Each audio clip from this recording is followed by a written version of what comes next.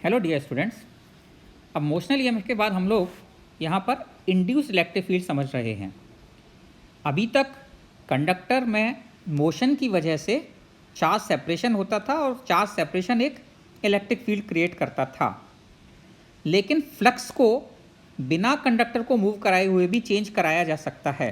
अगर हम चाहते हैं कि किसी सर्किट से पास होने वाला फ्लक्स चेंज हो तो वो रेस्ट में रखकर भी अगर हम मैग्नेटिक फील्ड को उससे पास होने वाले टाइम के साथ चेंज करें तो भी फ्लक्स चेंज होगा और फैराडे के अकॉर्डिंग उसमें भी एक ईएमएफ इंड्यूस होना चाहिए।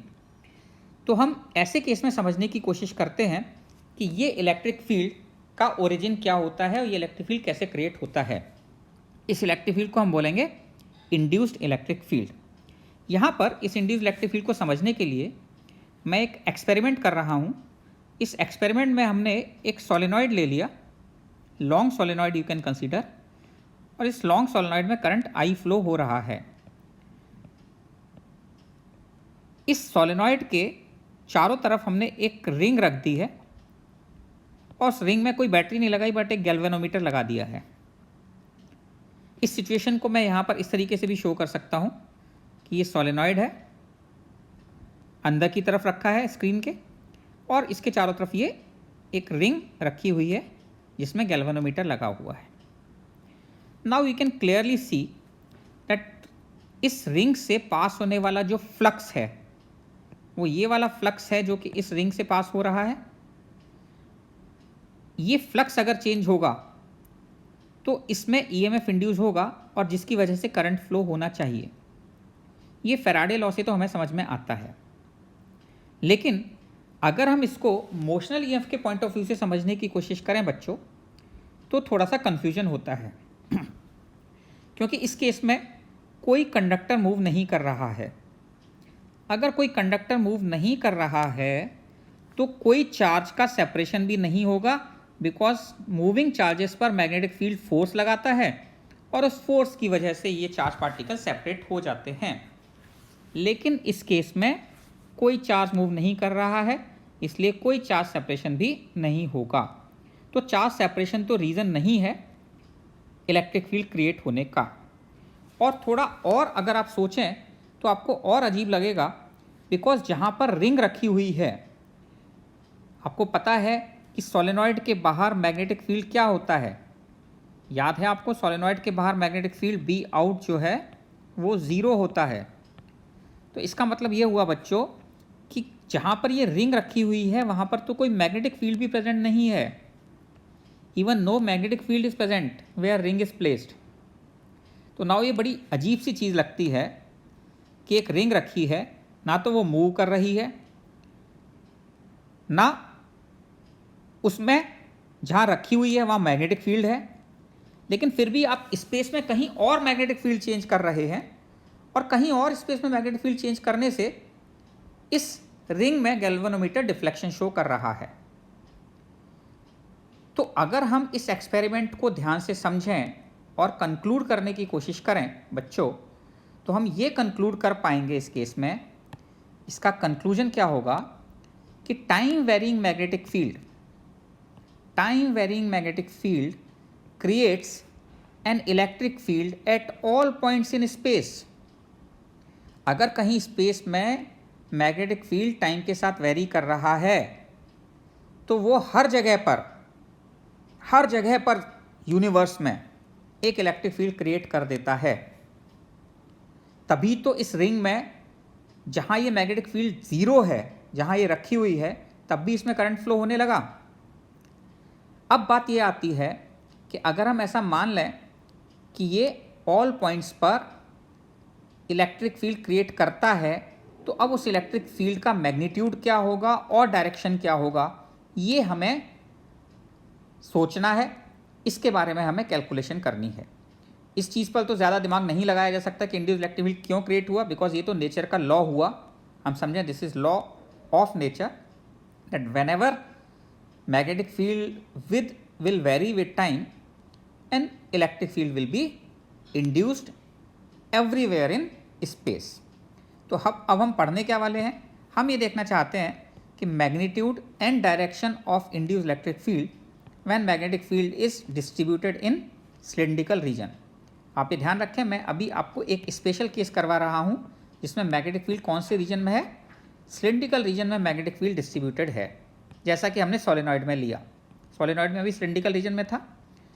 अब इस केस में आप देख सकते हैं कि मैग्नेटिक फील्ड इतने सिलिंड्रिकल रीजन में है और मैं किसी पॉइंट P पर, जो कि इसके बाहर है, इंड्यूस इलेक्ट्रिक फील्ड कैलकुलेट करना चाहता हूँ। तो मैं क्या चाह रहा हूँ, induce electric field outside x greater than r पर कितना होगा, ये मैं कैलकुलेट करना चाहता हूँ। तो x ग्रेटर देन r पर इंड्यूस इलेक्ट्रिक फील्ड कैलकुलेट करने के लिए मैं ये एज्यूम कर लूँ कि एक कंडक्टिंग रिंग ऐसी रखी है, एज्यूम एक conducting ring which is passing through point P। इस पॉइंट P से एक कंडक्टिंग रिंग हमने मान लिया जो कि पास हो रही है, जैसा कि पिछले एक्सपेरिमेंट में हमने देखा था, जहाँ पर हम ये भी मानकर चल रहे हैं कि मैग्नेटिक फील्ड टाइम के साथ इंक्रीज हो रहा है, मतलब dV/dt पॉजिटिव है, increasing with time. Now to calculate electric field, induced electric field at point P, this electric field will be called induced electric field। तो induced electric field इस point P पे calculate करने के लिए अगर मैं ऐसा एज्यूम करूं कि करंट इसमें किस डायरेक्शन में फ्लो हो रहा होता इस कॉइल में, तो अगर मैग्नेटिक फील्ड टाइम के साथ वेरी कर रहा है तो करंट की जो डायरेक्शन होती वो एंटी क्लॉकवाइज होती। तो ऐसे केस में करंट अगर फ्लो हो रहा होता इस रिंग में, तो करंट एंटी क्लॉकवाइज फ्लो होता। ये हमें कैसे पता लग रहा है, फैराडे लॉ से हमें पता लग रहा है, लेंज लॉ से यू कैन से कि पता लग रहा है, क्योंकि मैग्नेटिक फील्ड अंदर की तरफ बढ़ रहा है तो करंट की वजह से उसका अपोज होगा और बाहर की तरफ आना चाहिए। तो सिंपल सी बात यह हुई कि यहाँ पर इंड्यूस इलेक्ट्रिक फील्ड कुछ इस तरीके से आना चाहिए कि वो करंट को एंटी क्लॉकवाइज डायरेक्शन में मूव कराए, क्योंकि इंड्यूस इलेक्ट्रिक फील्ड जिधर होगा उधर ही पॉजिटिव चार्ज मूव करेगा और पॉजिटिव चार्ज के फ्लो करने की डायरेक्शन ही करंट होती है। अब हमारे दिमाग में एक ये सवाल ज़रूर उठता है कि ऐसा भी तो हो सकता था कि इंड्यूस इलेक्ट्रिक फील्ड टेंजेंशियल ना होकर किसी जनरल पॉइंट पर होता और इस जनरल पॉइंट पर इंड्यूस इलेक्ट्रिक फील्ड का जो कंपोनेंट आता ई इंड्यूस कॉस थीटा, ये ई इंड्यूस कॉस थीटा की वजह से ये करंट फ्लो हो रहा होता। तो हमें ये समझना पड़ेगा कि सिमेट्री से अगर हम देखें, फ्रॉम सिमेट्री, तो सिमेट्री से ये बात क्लियर है कि इंड्यूस इलेक्ट्रिक फील्ड या तो टेंजेंट के अलोंग होगा या रेडियल डायरेक्शन में होगा। अगर आप यहाँ पर डिफरेंट पॉइंट्स ले लें बच्चों, तो इसके हर पॉइंट पर खड़े होकर अगर आप मैग्नेटिक फील्ड देखेंगे तो हर पॉइंट से आपको मैग्नेटिक फील्ड का डिस्ट्रीब्यूशन एक जैसा ही लगेगा। इसका मतलब एक आर्बिट्रेरी डायरेक्शन तो हो नहीं सकती, तो अगर ये डायरेक्शन है तो फिर तो ये भी हो सकती है, फिर तो ये भी हो सकती है, फिर तो ये भी हो सकती है। हमारे पास सिमेट्री से केवल दो ही डायरेक्शन पॉसिबल हैं, या तो रेडियल या टेंजेंशियल, टेंजेंशियल या रेडियल।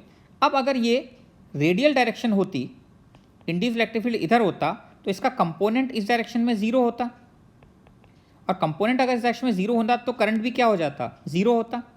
लेकिन करंट जीरो नहीं है, इससे हम क्या कंक्लूड करते हैं बच्चों कि from symmetry E induced can be either along tangent और अलोंग रेडियल डायरेक्शन। लेकिन अगर induced electric field is radial तो कोई करंट फ्लो नहीं हो सकता, नो करंट कैन फ्लो। तो कौन सी डायरेक्शन पॉसिबल हुई, only tangential direction is possible. तो यहाँ पर टेंजेंशियल डायरेक्शन में भी कौन सा टेंजेंट होगा, लेफ्ट या राइट, वो हम लेंज लॉ से बता सकते हैं। लेंज लॉ से हमें पता लग रहा है कि इस केस में induced electric field tangential direction में ऐसा होना चाहिए जिससे कि करंट एंटी क्लॉकवाइज फ्लो हो। तो किसी भी पॉइंट पर टेंजेंट के अलोंग इंड्यूस्ड इलेक्ट्रिक फील्ड होगा, ये बात हमें पता लग जाती है। अब बात ये आती है कि इसका मैग्नीट्यूड कितना होगा, तो मैग्नीट्यूड और देख लेते हैं। मैग्नीट्यूड देखने के लिए मैं दो चीज़ें लेने जा रहा हूँ। एक तो मैं ईएमएफ इंड्यूस इसमें निकालना चाहूँ तो फैराडे लॉ से निकाल सकता हूँ। तो फैराडे लॉ से अगर मेरे को ईएमएफ इंड्यूस निकालना हो बच्चों, तो ईएमएफ इंड्यूस कितना होता है, d∅dt, that is equal to d/dt into pi x square into B. Area क्या हो गया, पाई एक्स स्क्वायर। केवल हम कहाँ पर ले रहे हैं, x ग्रेटर देन r पर ले रहे हैं। तो x ग्रेटर देन r में ईएमएफ इंड्यूस कितना होगा, d∅dt into pi are square, यहाँ पर बाई फैराडे लॉ अगर हम देखें आउटसाइड पॉइंट पर, ये हम पहले कौन से पॉइंट पर देख रहे हैं, आउटसाइड पॉइंट पर देख रहे हैं x ग्रेटर देन r। तो x ग्रेटर देन r पर अगर आप देखना चाहेंगे तो x ग्रेटर देन r पर यहाँ पर क्या आना चाहिए, EMF इंड्यूस। EMF इंड्यूस में एरिया केवल हम कौन सा कंसीडर करेंगे, केवल एरिया हमें वो कंसीडर करना चाहिए जहाँ पर कि मैग्नेटिक फील्ड प्रेजेंट है। तो मैग्नेटिक फील्ड प्रेजेंट केवल पाई आर स्क्वायर एरिया में है, तो D by D T of pi are square into B ये आपका फ्लक्स हो जाता। और आप देख सकते हैं कि EMF इंड्यूस कितना आ जाता, EMF इंड्यूस आ जाता pi are square into D we by D t, because area constant है और मैग्नेटिक फील्ड टाइम के साथ वेरी कर रहा है। इसी को निकालने का दूसरा तरीका क्या हो सकता था, EMF की डेफिनेशन अगर हम देखें तो by definition of EMF induced कितना होता है, E induce dot D l, EMF induced d v equal to E dot d r, आप लोगों ने पढ़ा है d v equal to E dot d r होता है। तो EMF इंड्यूस कितना हो गया, EMF induced equal to E induce dot D l. और अगर हम देखें तो हर पॉइंट पर E induce dot D L vector के बीच में एंगल कितना है, थीटा इक्वल टू 0 डिग्री आ रहा है।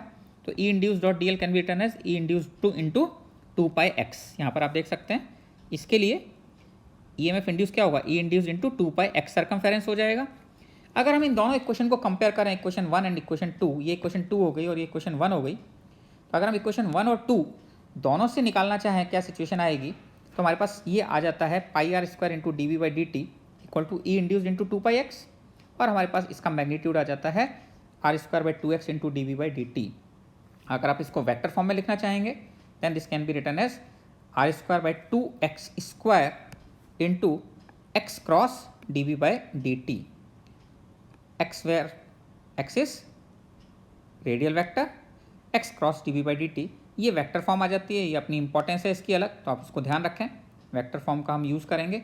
और आप देख सकते हैं कि आउटसाइड पॉइंट पर कैसे वेरी कर रहा है, induced electric field proportional to 1 by X, inversely proportional to X vary कर रहा है। तो हो सकता है आप बहुत ज़्यादा दूर चले जाएं इससे, एक्स अगर ज़्यादा हो गया तो EMF इंड्यूस्ड या इंड्यूस्ड इलेक्ट्रिक फील्ड का मैग्नीट्यूड ऑलमोस्ट नेग्लिजिबली स्मॉल आए, लेकिन ये यूनिवर्स में हर जगह इंड्यूस्ड इलेक्ट्रिक फील्ड क्रिएट तो करेगा, ये बात तो पक्का है। वो कम हो या ज़्यादा हो वो हमें मैग्नीट्यूड से पता लगेगा। अब यही पॉइंट अगर हम अंदर ले लेते हैं बच्चों, इनसाइड पॉइंट पर ये कैसे वेरी करेगा, तो इनसाइड पॉइंट पर एक्स लेस देन आर पर अगेन मैं वही कर रहा हूँ, दो तरीके से लिख रहा हूँ। E induce dot D L को आप क्या लिख सकते हो, that is equal to D phi by D T, ये डेफिनेशन है और ये फैराडे लॉ है। तो डेफिनेशन ऑफ फैराडे लॉ से हम लोगों को क्या आ जाता है, E induced into 2 pi x, ये तो वही रहा 2 पाई एक्स, लेकिन अब आप एरिया निकालेंगे तो पाई एक्स स्क्वायर पूरा का पूरा आएगा, क्योंकि अब इस रिंग से पूरा फ्लक्स लेने के लिए ये वाला एरिया कंसीडर करेंगे। तो pi x square into D we by D t, इससे आपके पास ई इंड्यूस कितना आ जाता है बच्चों, ई इंड्यूस आ जाता है X by 2 into D we by D T. आप देख सकते हैं अगर वेक्टर फॉर्म में लिखेंगे तो this is X by 2 cross D we by D T, ये इनसाइड मैग्नेटिक फील्ड हो गया, सॉरी इंड्यूस इलेक्ट्रिक फील्ड हो गया, और ये देख सकते हैं कि प्रोपोर्शनल टू एक्स होगा। तो अगर आप एक्स इक्वल टू 0 ले लेंगे, यानी सेंटर पर अगर आप लेंगे तो सेंटर पर इंड्यूस इलेक्ट्रिक फील्ड कितना आएगा, 0 आएगा, सरफेस तक बढ़ता जाएगा जहाँ तक मैग्नेटिक फील्ड प्रेजेंट है, और उसके आउटसाइड फिर इंड्यूस इलेक्ट्रिक फील्ड कम होता चला जाएगा। तो अगर आप इसका ग्राफ देखें तो सिंपल सा है, पहले प्रोपोर्शनल टू एक्स इंक्रीज हो रहा है और फिर inversely proportional to X infinity पर जाकर डिक्रीज होकर 0 हो जा रहा है। मैक्सिमम कहाँ पर होगा, सरफेस पर होगा, कितने के बराबर होगा, E max equal to r by 2 into D we by D t, where r is radius of cylindrical region in which magnetic field is present. एक दो इंपॉर्टेंट चीज़ें और इसके बारे में आपको ध्यान रखनी है जो मैंने यहाँ नोट डालकर लिखी है। आप देख सकते हैं कि E induce dot D l, E dot d r इसके लिए d phi by D t है, which is not equal to 0। अगर ये 0 नहीं है इसका मतलब induced electric field is non conservative in nature. ये यहाँ पर इंड्यूस इलेक्ट्रिक फील्ड यहाँ क्या कर रहा है, क्लोज लूप बना रहा है, और अगर क्लोज लूप बना रहा है इंड्यूस इलेक्ट्रिक फील्ड इस तरीके से था ना, ऐसे हमने देखा कि यहाँ इंड्यूस इलेक्ट्रिक फील्ड ऐसे ऐसे ऐसे और ऐसे आ रहा है, तो क्लोज लूप बना सकता है ना। तो इंड्यूस इलेक्ट्रिक फील्ड अगर क्लोज लूप बना सकता है तो ऐसे केस में ये क्या हुआ, this is non conservative in nature, induce electric field is non conservative in nature. और जो चार्ज सेपरेशन से आप इलेक्ट्रिक फील्ड क्रिएट करते थे वो कैसा होता था, इलेक्ट्रोस्टैटिक फील्ड, वो कंजर्वेटिव होता था। इसका मतलब हुआ this kind of electric field जो आप मैग्नेटिक फील्ड के चेंज से लाते हैं, this can never be created by charge separation.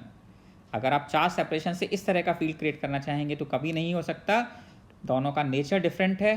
Charge separation से क्रिएट होने वाला फील्ड कंजर्वेटिव होता है और ये नेचर में नॉन कंजर्वेटिव है, क्लोज लूप बना रहा है। आपको पता है कोई भी कंजर्वेटिव फील्ड क्लोज लूप नहीं बनाता और ये क्लोज लूप बना रहा है, इसलिए नॉन कंजर्वेटिव है नेचर में। ओके, एक और इंपॉर्टेंट चीज़ जो आपको ध्यान रखनी है बच्चों, वो ये है कि if magnetic field is not confined, हमने सिलिंड्रिकल रीजन के लिए प्रूव किया, but if it is not confined in cylindrical region तो फिर आप इंड्यूस्ड इलेक्ट्रिक फील्ड के बारे में बात नहीं करेंगे। Then we can not calculate, then we can calculate EMF in a close loop. EMF तो आप हमेशा निकाल सकते हैं फैराडे लॉ से, but we can not calculate induced electric field at a point. This is important, आपको ध्यान रखना है कि हम इंड्यूस्ड इलेक्ट्रिक फील्ड किसी पॉइंट पर कैलकुलेट नहीं कर पाएंगे अगर मैग्नेटिक फील्ड सिलिंड्रिकल रीजन में नहीं है। तो ये बात समझ में आ गई आपके। जैसे फॉर एग्जांपल एक छोटा सा एग्जांपल लेके आपको समझाता हूँ कि अगर मैं इस केस में ये मान लूँ कि मैग्नेटिक फील्ड जो कन्फाइंड है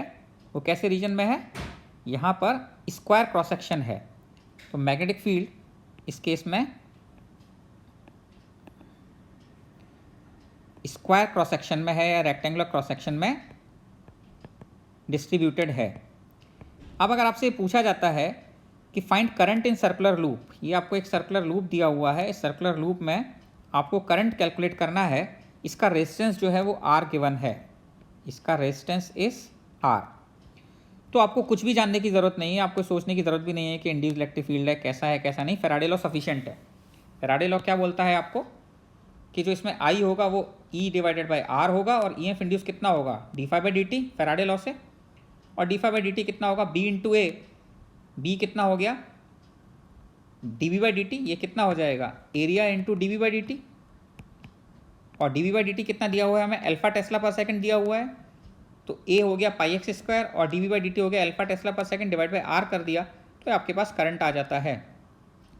डायरेक्शन अगर आपको देखनी हो तो लेंज लॉ सफिशिएंट है, एंटी क्लॉकवाइज करंट फ्लो होगा बिकॉज मैग्नेटिक फील्ड अंदर की तरफ बढ़ रहा है, तो इंड्यूस करंट की वजह से किधर आना चाहिए, बाहर की तरफ आना चाहिए, कोई परेशानी नहीं है। लेकिन अगर आपको बोले कि पॉइंट पी पर इंड्यूस इलेक्ट्रिक फील्ड बताइए, तो we can not calculate induce electric field at point P because symmetry से हम इसकी डायरेक्शन के बारे में कुछ नहीं कह सकते। यहाँ पर ये पॉसिबल है, देखिए इस वाले पॉइंट से देखिए तो मैग्नेटिक फील्ड यहाँ पर, इस वाले पॉइंट से मैग्नेटिक फील्ड का एंड यहाँ पर, क्या ये दोनों पॉइंट पे सिमेट्रिक है, क्या ये दोनों पॉइंट सिमेट्रिक है मैग्नेटिक फील्ड के अबाउट, ये दोनों पॉइंट मैग्नेटिक फील्ड के अबाउट सिमेट्रिक नहीं है। अगर सिमेट्रिक नहीं है तो हम सिमेट्री से कोई डायरेक्शन डिफाइन नहीं कर सकते, और ऐसे केस में हम ये नहीं बता सकते कि इंड्यूस्ड इलेक्ट्रिक फील्ड इस पॉइंट पर कितना होगा और किस डायरेक्शन में होगा। तो इंड्यूस्ड इलेक्ट्रिक फील्ड के मैग्नीट्यूड की बात आप केवल कब करेंगे, जब मैग्नेटिक फील्ड सिलिंड्रिकल रीजन में गिवन हो। आई होप ये सब आपको समझ में आ गया होगा। दिस इज़ वेरी इंपॉर्टेंट, बहुत अच्छे तरीके से इसको समझें।